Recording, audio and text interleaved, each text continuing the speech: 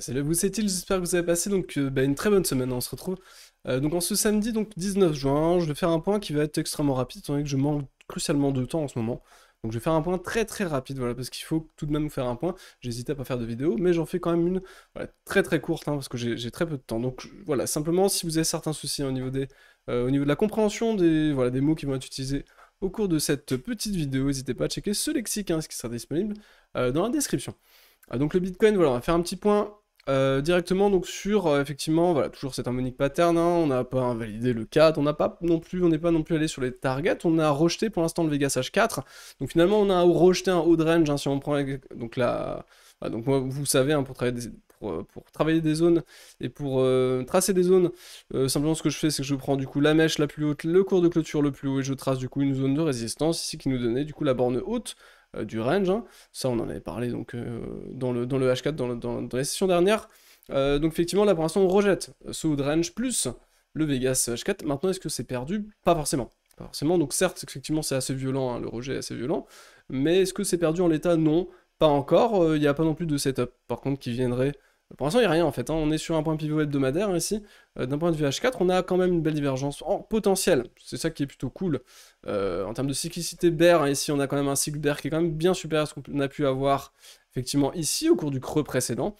Maintenant, si on arrivait à défendre ce creux, c'est-à-dire que si on n'instaure pas de plus bas et de cours de clôture sous ce niveau, et bien effectivement là on va pouvoir avoir un achat en tendance sur un niveau technique ici qui est du coup un point pivot hebdomadaire. Si on pouvait se retourner ici, envoyer du coup un cross bullish dans la zone avant de martyriser le niveau des... donc le niveau qu'il ne faut pas casser ici, 34 800, et ben ce sera effectivement très bien pour avoir un achat en tendance ici, si on avait un cross haussier dans cette zone.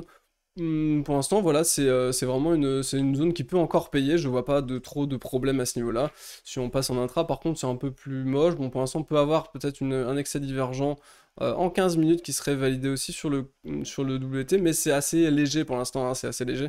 Voilà, il n'y a rien non plus qui me laisse à penser qu'on va tout de suite se retourner, on pourra encore faire un peu les cons dans cette zone et il faut juste tenir ce niveau. Si on tient ce niveau, honnêtement, ce sera un achat en tendance qui sera intéressant pour potentiellement targeter une cassure du haut de range.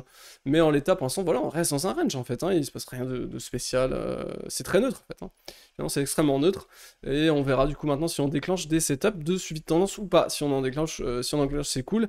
Si on déclenche pas, bah écoutez, tant pis. C'est un peu dans l'idée de ce qu'on avait eu ici, je crois. Je crois qu'ici on en avait eu. Voilà, c'était ça. C'était une sorte de trade ici. On voit les cours de clôture ici sont plus hauts, les bas sont aussi du coup plus hauts. Et on a par contre ici un cycle baissier qui est plus puissant ici. Derrière, on a eu un cross haussier du coup qui a mené à une légère retrace. Et derrière, voilà, on a eu quand même une hausse qui était quand même conséquente au sein de ce range.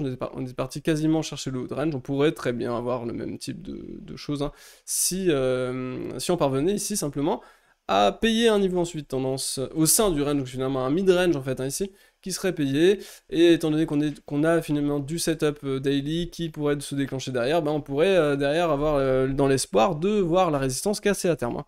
Et en termes de funding, ici on a des fundings qui sont assez, bon, pour l'instant en prédit haussier, bizarre, enfin en tout cas positif, mais ici on a encore des fundings qui sont baissiers, enfin qui sont négatifs, donc voilà, c'est assez rare, ces types d'événements ici sont très rares finalement, quand on prend historiquement là, on a vu des fundings qui étaient quasiment tout le temps positifs, et là on a des fundings qui sont plus négatifs que positifs, sur toute cette zone finalement, sur toute cette zone ici. Donc ça m'étonnerait pas du tout qu'on vienne à minima du coup casser le haut de range, pour au moins sortir du coup tous ces gens.